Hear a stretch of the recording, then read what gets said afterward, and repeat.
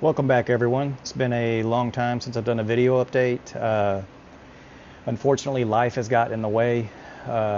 Had major foundation issues on my house, a house that is only 8 years old, and had to go through the fun of dealing with that. They actually had to jackhammer through my garage to go through the front of the house to like support areas that were messed up. So a lot of work was put on hold on Jim's truck. So just been kind of dealing with that. And then also, first week of September, I'll be going to Las Vegas for a vintage remote control car race being put on by Team Associated. For those who maybe aren't as close to me, maybe don't know that I grew up racing remote control cars. I was obsessed with it for as long as I can remember. Worked at a hobby shop,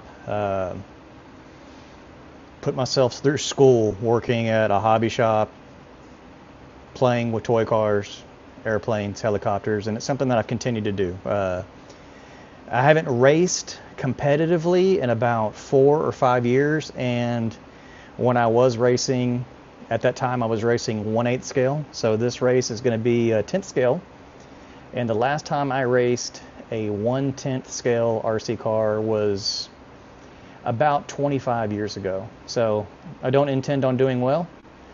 I'm going to go with my best friend and our wives and just have fun.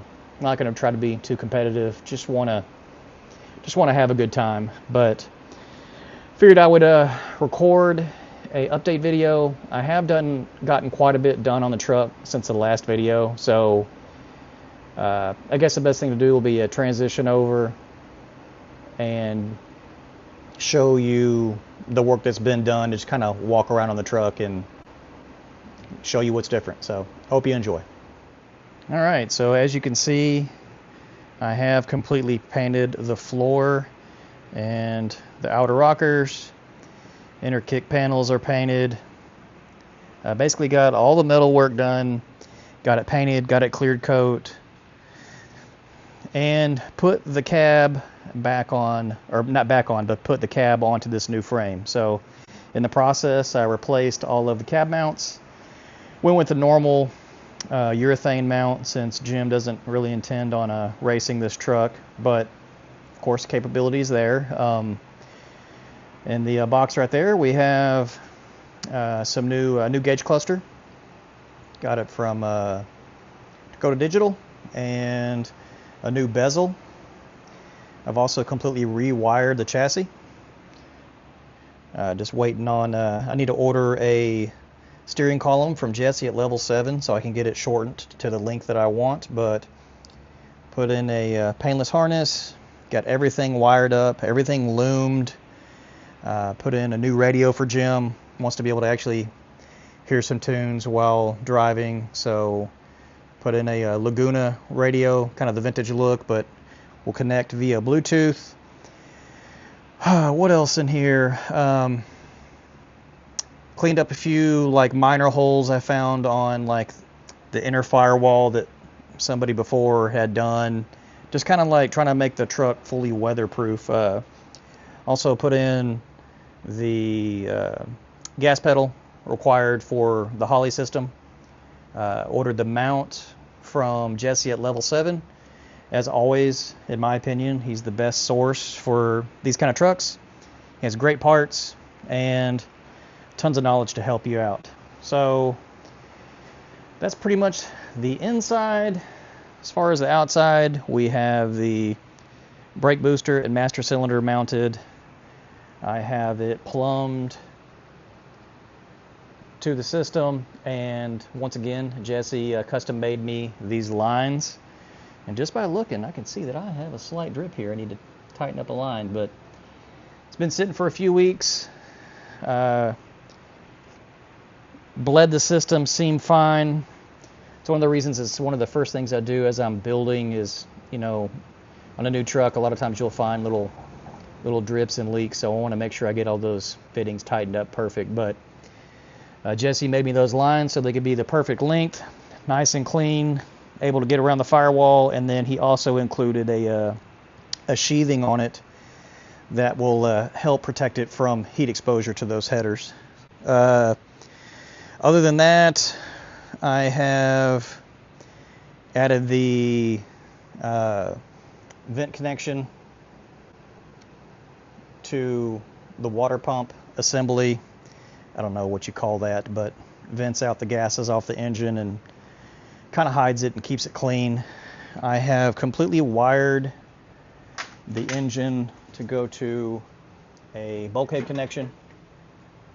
So spent a lot of time cutting out all of the connections that I did not need on the Holley harness, and then included that bulkhead connection so I can make just a clean assembly, kind of like I have on my square body. So that's the updates there.